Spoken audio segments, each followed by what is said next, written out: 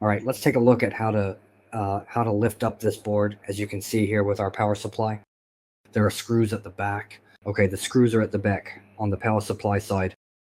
On the power supply side, we have 4 screws securing it. After removing those, there are 2 more screws here. Remove those 2 as well. After removing those, lift this side up. There's another screw here. Remove that as well. Once that's removed, we can lift it up.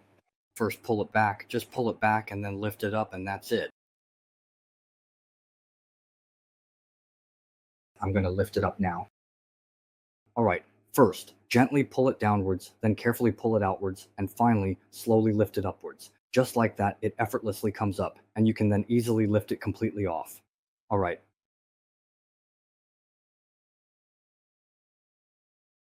Now push it forward firmly, and the screw should be in this position.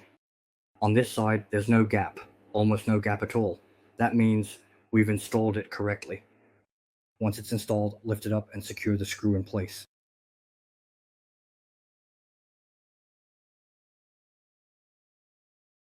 Take a bite. Oh, you can't get it all at once. Slow down while you eat.